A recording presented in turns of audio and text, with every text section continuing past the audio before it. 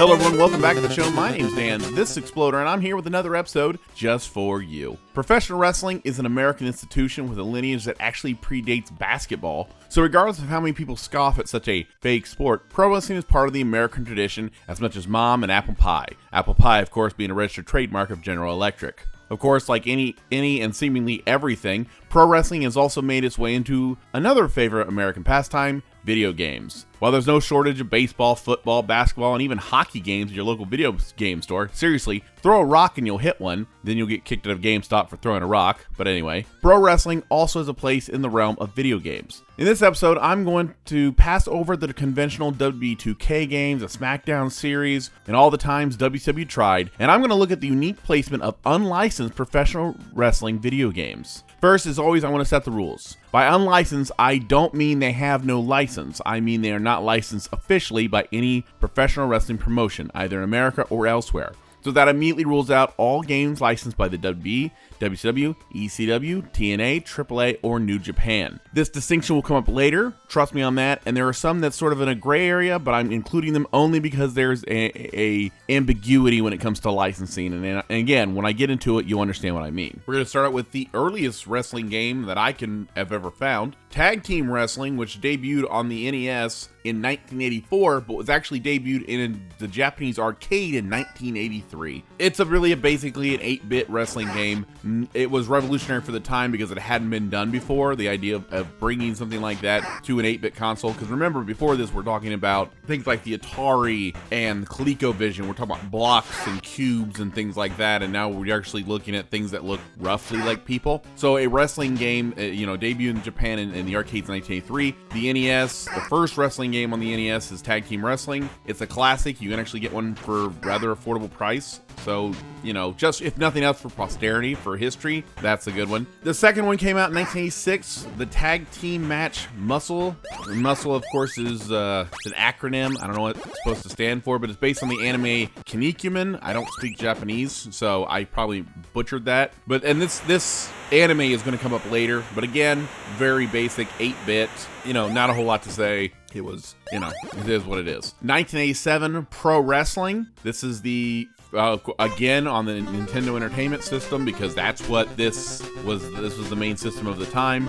This is where if you're a meme person on the internet, a winner is you meme came from, because there's a character called Starman, and the visual that you see is that a winner is you because of a localization issue, that when it was translated into English, that's how it came out. Again, basic wrestling game, if nothing else for history. 1989, Tecmo World Wrestling. Now this is also on the NES, and this one is really, what I understand, was ahead of its time. Its first game to feature commentary. I mean, it was really basic, but it was commentary, and you had to work on making moves more powerful. Each wrestler had more moves than just a couple, because the early wrestling games, the biggest problem with them was they'd be a wrestling game, but they'd have like a punch, a kick, maybe a body slam. It was very basic. And Tecmo World Wrestling was the first one there where you would have someone would have a Northern Lights suplex or a different kind of suplex, and then there would be little cut scenes. This is also a beginning where some characters would sort of roughly look like real wrestlers. Now, they weren't licensed, they weren't actually those people, but if you saw them, you saw what they were going for, and you're like, I get this. It's like whenever you see a toy at a dollar store and it's clearly Hulk Hogan, like back when you were a kid, it was clearly Hulk Hogan, but it wasn't Hulk Hogan, it was Jerry Boulder, you know what I mean? It was like clear, you knew who it was. This was the beginning of that. Tecmo World Wrestling was like, you saw somebody, El Tigre was clearly Tiger Mask. It didn't really go as far as other ones will, and I will get to like the Fire Pro series. I'm going to get to that, but it was something like that. So again, this is early one, NES, still 8-bit, but it was that transition. It was becoming more realistic in that how it presented wrestling. And in 89, although I'm not talking about licensed game, in 89 you saw WrestleMania Challenge, which took the original WrestleMania game and made it better. And you saw these 8-bit approximations of Andre the Giant, Big Boss Man, and so on and so forth. So you see a transition here. 1991, the game was Wrestle War. Wrestle War is an odd one. I have it. I played it. It tries to present it. It presents it a little better than the 8-bit version, but it's sort of odd game to play. There are some of these that are just they play more like an arcade game, and the arcade games are harder. So it's sort of a weird one. The first one I saw in 1993. The first one I ever saw that really, it took that fictional universe and actually combined wrestling and a fighting game and sort of a beat 'em up ever was Saturday Night Slam Masters. Saturday Night Slam Masters for the arcade, Super NES, and the Sega Genesis. This one is really cool. If you can find a copy, get it. If you can find it, I mean, I'm not going to sit here and say get it on emulation. I mean, this is the kind of game you could probably find pretty easily, a physical copy if you have the system. It was developed by Capcom, and it featured Mike Hagar from Final Fight.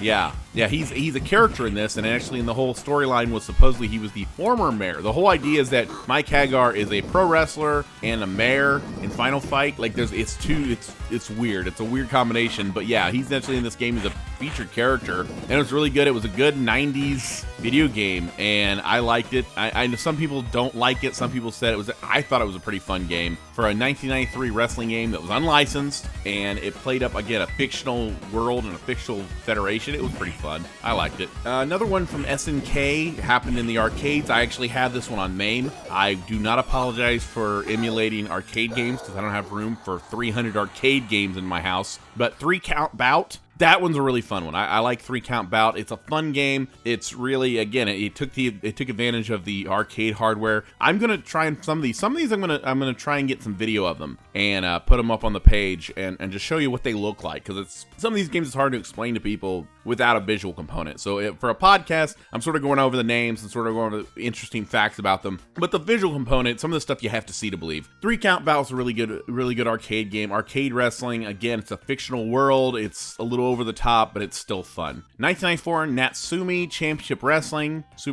now this is one of those that I'm talking about that sort of, it gets in that gray area because it was for the Super Nintendo of the United States, and it's called Natsumi Championship Wrestling, which is not a real federation. Anyone who's really a wrestling fan will tell you that. Anyone who's not really a wrestling fan would know that. That's just a random. But then this actual game, the same game, was licensed by All Japan overseas. So it was a game where in America, it's sort of this nondescript arcade wrestling game. And then in Japan, it was actually licensed by, at that time, I think it's arguable that All Japan was probably the bigger of the two companies. And I don't know my Puresu as well as other people, so maybe I'm wrong on that. But to me, it always seemed like in the early 90s, while New Japan was coming up, All Japan was sort of the king at the time. And so All Japan licensed this game at the time, which is really interesting. But in America, it's just a general game. This happens again in 1994 with Hammerlock Wrestling, again for the Super Nintendo. Now, this one's unique because, and same deal. In America, it was called Hammerlock Wrestling, which is sort of nondescript. If you see the box cover, it just says Hammerlock Wrestling, not a whole lot to it.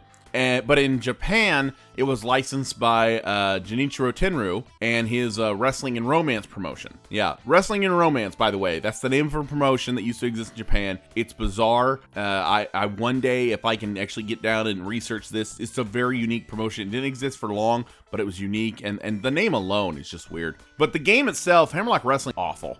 These other ones are like, oh yeah, for history's sake, or there's some people don't like. No, this is an awful game. It was presented with, it's 3 horizontal windows. So what you see is the top is the crowd, the middle is, if I remember correctly, the middle is the ring, the wide shot, the hard cam, if you will, and the bottom is a zoomed in version of what's going on in the ring. So let's say in the middle, you're going to lock up or go for a suplex or something. The crowd's going to cheer on the top. You're going to do the suplex, and at the bottom is going to be a close-up of you doing the suplex. And to me, it's like, it plays less like a wrestling game to me. It comes off more like an anime. You know, we were talking about Kinnikuman earlier. It comes off like that to me. Sort of like it's a anime, because those little close-up panels tend to I don't know. It just comes off like, I can't really explain it to people. Again, I'm going to have to show some pictures of this in the video portion, but it comes off more like an anime than a pro wrestling game, and that sort of cuts off. I played Hammerlock Wrestling. Again, I'm not a huge fan. It's not that good. Now we're going into the PlayStation era. 1996, Power Move Pro Wrestling. I have this. I got this for Christmas one year. One of the many gifts. Well, not many, but one of the few gifts I got. And another one. This is another one. It was licensed to New Japan Pro Wrestling overseas, but then it was reworked in America because New Japan didn't have that kind of,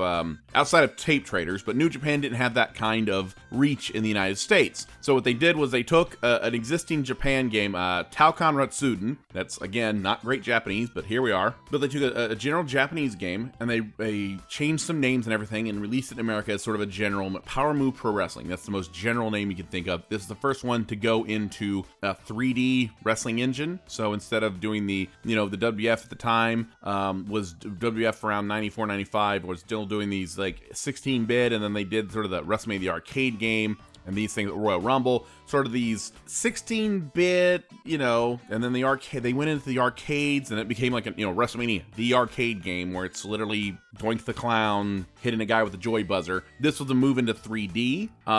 It was, again, it's a little slow. Like, it's a good game, but it's like when you take a bump, when you fall, when you hit something, it takes you a little bit to sort of roll over and get up, which makes it a little more realistic, but if you're used to a faster gameplay, it's a little frustrating in a way. Like I said, it was a Japanese game for New Japan, and then it was made more generic in America. So some of the wrestlers, the movesets are the same, but they changed the names. There's a guy called the Commandant, who is actually Keiji Muto. Agent Orange is Hiroshi Tenzan, so on and so forth. The WWF Warzone game that would come out a couple years later would be a lot more impact as far as going into 3D and more of a simulation. But this game, honestly, between Warzone and this was more fun to play. And it's the kind of game that every once in a while I'll pop in, and it's still pretty fun to play.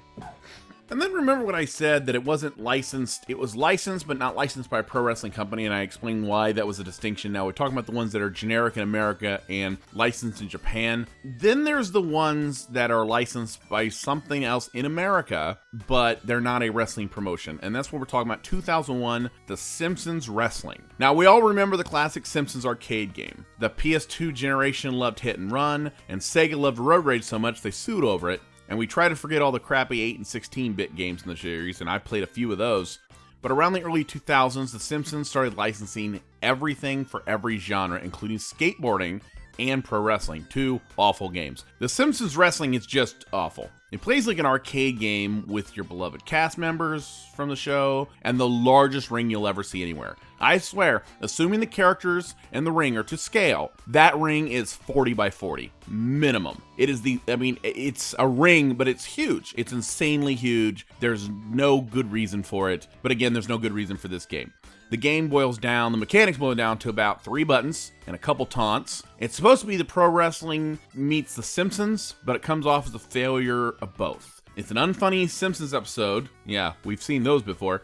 And it's an awful wrestling game. It's got a 1 out of 10 review at IGN, if that tells you anything at all. It's one of the worst, not only worst wrestling games, it's one of the worst games of all time. So steer clear of this one. There's no good reason to play it. There's just not. 2003, Def Jam Vendetta. This is a weird one. This is a weird game because it seems like it comes out of nowhere, and it kind of does. Def Jam Records, of course, is a big rap and hip hop label. Yeah, I'm exposing myself here. I don't listen to it. I know who they are. Like, I know who's in charge of it.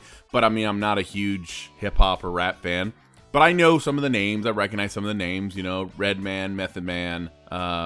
There's a couple guys. I recognize some of the names, absolutely. But this game came out of nowhere in 2003, and it was a bunch of people from Def Jam Records fighting each other in a wrestling style game. Now, on the surface, that sounds like it's going to be an awful game. It sounds like it's just going to be like, oh my God, it's going to be awful. And later they would make awful. Def Jam Icon, I think they ruined the concept. But Def Jam Vendetta, it played like a wrestling game. It really did. It had a hip hop culture. It had a lot of streetwise and gangsters and all these different things. But it was a good wrestling game. When the mechanics come down, it was a good wrestling game. And I think that was it did really well. And I think the critics were a little harder on it than the general public. The general public, it's one of those games that when it came out was really popular. And again, if you can find it, you can probably find it at a video store. If there's a retro place where you're at, you can probably find it if you don't already own it. I didn't buy it when it first came out. I bought it when I got a little older. I'm going back and doing a little nostalgia trip, I guess, and I bought it for pretty cheap, and I played it. I never played it before. I didn't really know what it was. It's pretty fun. Again, I may not know a lot of the people in it, but it's the mechanics are good, and it's a good fun wrestling game. And it's not licensed, again, by a wrestling promotion, but it's still something where on its own, it's a fun wrestling game, even if you may not know all the characters or think that, Method Man could do a Hurricanrana like that. Doesn't matter. It's a fun game. And then then again in 2003, there's the Backyard Wrestling series. I covered that back in episode 8 when I was talking about the worst wrestling games of all time. If you want to know what I think of this series, go back and listen to that. Spoiler alert, it's horrible. The mechanics are awful. And it features the Insane Clown Posse, Vampiro, Tylene Buck, Madman Pondo, and a bunch of guys I've never seen before or ever want to see again. So I'm not going to go back into how awful it is. It just was. 2004, Galactic Wrestling featuring Ultimate Muscle. This was for the PlayStation 2, and I think there were a lot of great PlayStation 2 wrestling games. That's really the funny thing. There's some really good ones. And this one, it all depends on what you're going in for. If you're going for a simulation, put in a SmackDown game. If you want a wrestling simulation, if you want something that's going to play like Raw or SmackDown or whatever, pop in one of those and you're fine. Galactic Wrestling was based, again, on the anime Kinnikuman. Again, I'm probably saying that wrong, but you know what I'm saying. It's based on an anime that's based in wrestling. So it's licensed again, but not by a real wrestling promotion. It plays on the ridiculousness of the anime while still being linked to real wrestlers with nods like Terry Funk's spinning toe hold is employed by a guy named Terry Man, a character that is modeled after Terry Funk directly. You have Buffalo Man, who's modeled after Bruiser Brody. There's one modeled after Billy Robinson. There's nods to other wrestlers, but they're just in this anime shell, in this ridiculous anime type thing. And I'm not a big anime guy. I don't like it. It's not. If you like it, that's cool. It's just not my thing. That's all I can explain to people. It's just not my thing. But this game is actually pretty cool. The game is. It's not as deep as some of the more simulation games, but this is the game that it's all depends on what you want. I played this in a demo at this. How long ago this was? At a Kmart. And it was just unique and it was different. And I ended up buying it one day at a local GameStop back in the day. And this was long before WWE All-Stars. And you could do sort of all over the top stuff. Like you could double springboard off the ropes. So like when you would run, you would jump off the ground, hit the ropes, and then spring back onto a guy. If the guy was coming at you, you could dive in the air and catch him in midair and slam him down. Again, stuff you'd expect to see on a anime, or a cartoon, but not in real life. Like stuff that just, quite frankly, some of the stuff's impossible to do, but it was fun to do. They have over-the-top finishing moves because it's an anime, like I said, like including one where you turn into a plane and crash into your opponent. That's a real finisher in this thing, and it's hilarious. The announcing gets repetitive. To the point where you want to throw your TV away. The announcers say the same, 3 or 4 things over and over and over and over. He got him! Will he be able to execute that extreme technique? And over. Now, if you can get past that, it's a fun little arcade game for the PlayStation 2, and it has a character named Dick Van Dyck. I'm serious. Look it up. One of the more unique attempts to do a wrestling game that was not licensed, but it was an attempt to somewhat take it seriously, I guess, sort of as a simulation, I guess, in a way, is the 2004 game Rumble Roses and its sequel, Rumble Roses XX. That came out in 2006. The first one is for the PlayStation 2. It's weird, but it's Japan weird. This was a game developed in Japan and then released in America. And the plot of a wrestling game, and I'm not joking here, here's the plot. A mad scientist disguised as a nurse holds an international women's wrestling tournament, brainwashes and takes the DNA samples from participants to create super soldiers. That's the plot of a wrestling game. I'm serious. And because it was from Japan, it included scantily clad women wrestling each other. And if you think that's a stereotype, feel free to pause this episode and go look up anything about Japan. I'll wait. Go ahead. Are you back? The game actually integrated a heel and face system going into the game, so you would playing a character one way or the other, which was unique at the time time, considering that while it existed, and I'm not saying that other games didn't, but this is the first one that really took time to play this up. So you're playing a character, you're not only just doing the moves, you're not just doing an arcade game, but you're actually considering your character and how the crowd reacts to it. The game itself was average at best. Not a bad wrestling game, but not game-changing by any metric. The sequel did about the same, about middle of the road, 60%, 60, 62%, sort of in the middle. Not the worst thing they'd ever played, but not great. I don't know if I could say to buy it. I've never bought it. It's always one of those things where you sort of see and you're like, and then you just never buy it. Because it just seems like it could go one or the other. It could go really good or really bad. And I've never heard anyone say it was really good. I've heard everyone just say it's like, it's all right. Then, of course, you can't talk about unlicensed professional wrestling games without talking about the Fire Pro series. Fire Pro Wrestling has been around since 1989. It debuted with Fire Pro Wrestling Combination Tag. That is a very long title for a game. Basically, if you've never played Fire Pro Wrestling, it is basically set like, it is an unlicensed game for all intents and purposes, but it's built like a 16-bit game. Even to this day, it's purposely built like a 16-bit game. These little digitized sprites type thing. And it has rosters of fictional promotions and fictional wrestlers, but all the wrestlers who are fictional are clearly based on real wrestlers. So like earlier where I said like Tecmo Pro Wrestling was showing guys that were clearly Tiger Mask but not calling them Tiger Mask, things like that. Fire Pro Wrestling made an industry of this. They would create a character, let's say it looks like Stone Cold Steve Austin, but they wouldn't call him that because they couldn't license it. They couldn't call him that, so they called him like Jim Johnson. And it's Steve Austin. I mean, he has the knee braces, he has the trunks and everything, but you just call him something general. But one of the things what was unique about Fire Pro is that you were actually able to go in and edit. Especially in some of the newer games, you're able to go in and edit. So you can go in, and if you see somebody who looks like Steve Austin and does a Stone Cold Stunner, but his name's not Steve Austin, you can go in and change his name to Steve Austin. So it's one of those things where it wasn't licensed, it wasn't real, but it looked enough where you knew where they were going with it. And they did this for Americans, they did this for Japanese promotions, All Japan, New Japan, Noah, all these promotions, WCW, WWF, ECW, you name it. If they saw something, you'd see them and you'd be like, oh yeah, I know what they're going for here. You knew what they were going for, so you're like, oh, okay, I see. And you can go in and edit, so you could redo your roster. You could, if it's Sting and Lex Luger and Kevin Nash and Scott Hall and all these guys, you can change the names to where it's exact. You can name them what they look like. So that was sort of the basics. It's 16-bit, it's designed that way, but what it fails in graphics is not doing the latest graphics. It's not trying to be ultra realistic, but it makes up for its variety. The match types, there are some that have barbed wire matches and cage matches and exploding matches and table matches and all these different things, and they have a wide roster. I mean, if they were using realistic graphics, the game would cost a lot more. It would take a lot more to develop, and it would take away some of the features that you would have. So what they do is they make it quote-unquote low-res on purpose so that they can add more variety. So you're dealing with a 16-bit approximation of a character, but the trunks are about right, the look is about right, you can name it what you want, and there's a variety of match types. So that's what's really unique. Now, of course, in 1991, they had Super Fire Pro Wrestling, which of course was on the Super Famicom. In 1994 was Fire Pro Women All-Star Dream Slam. Again, that's a very long name for a game.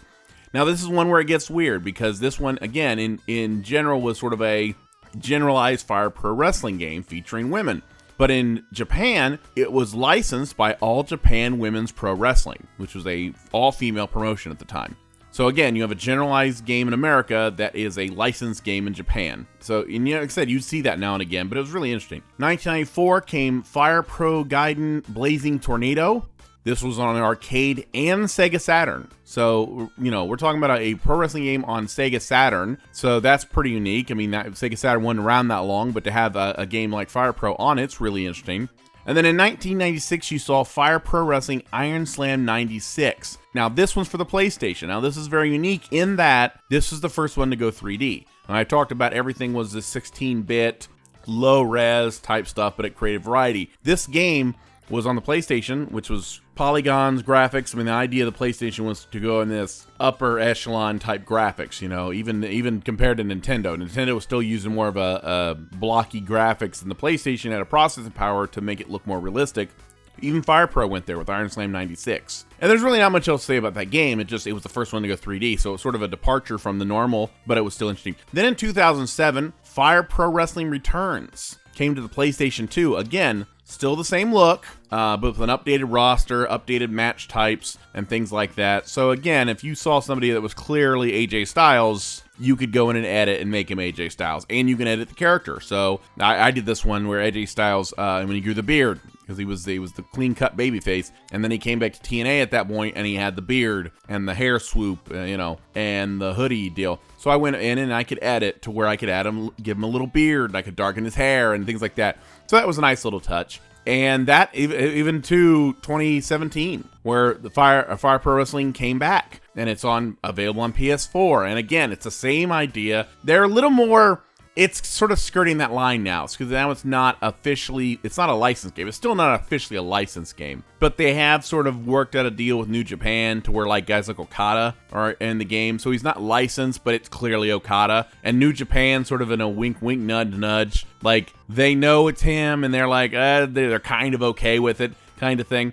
But Fire Pro Wrestling, I mean, from 1989 until literally 2017, for a series in general to last that long in pro wrestling, it's really tough. For an unlicensed game that's not from a major promotion, although it is acknowledged by major promotions and it exists, and it's this like sort of that legal gray area to where you're not infringing on a copyright because it's, Jim Johnson, but then there's that little edit, so you can go back and edit things like that. And it's a fun series, and I'll be completely honest with you, although I like it and I like the idea of it, the mechanics are different. If you've ever played a SmackDown game, or even like WWE Mayhem or something, and you're talking about, push a button to lock up, push a direction and a button to do a move, this is not like that. It is time-based, and it's different, and I know some people like it better. Some people like that game better. They like Fire Pro, they like the mechanics better, and that's what you want to do. Good for you. I got a problem with that, but like to me, it's never felt the same.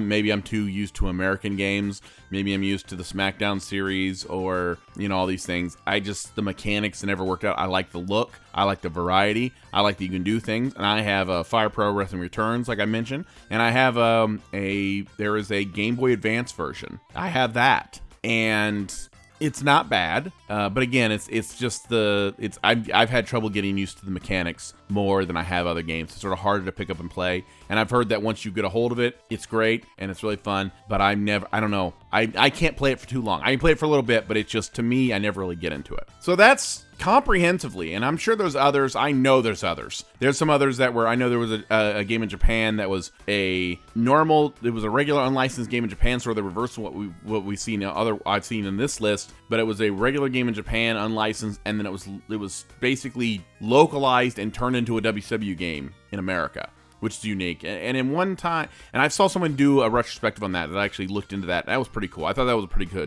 pretty cool story. But that's pro wrestling. That is unlicensed wrestling games. And again, I'm sure there's a couple more I'm missing. I don't think this is the comprehensive list. This is the comprehensive list for what I'm able to do at this time. If you have an idea for a topic, if you want to do something new, or you want to hear me talk about something you haven't heard before, and you think that maybe I could use your advice or some ideas and things like that, hey, shoot me a line. Put something below. If you're watching the video version, put a comment below. Send a message to my Facebook page. Really send a message on Twitter, a DM on Twitter, whatever. Do whatever you want to do. Just get a hold of me. Let me know if you have an opportunity. 5-star the podcast. Support ZTO. Support everybody. I personally will be at Gromi's CDs and Tapes August 31st for a live taping of the Gromi Show, and I want to say a special thank you to Buck Newman and Kyle Honhorst, two guys plus myself, who do Beans on Parade with a bunch of other people helping behind the scenes, who are great people. And we've just completed our 4th show. It's sold out. We're looking forward to doing the next one. We're already working on the next show, so it's going to be a great show. If you're not local, this means nothing to you, but if you're a Lima person, if you're around that area, come out, support Beans on Parade, support comedy, support very funny people, and we are looking forward to doing the next show for you. But that's enough self-promotion for me. Until next time, my name's Dan. This is Exploder. Have a good one.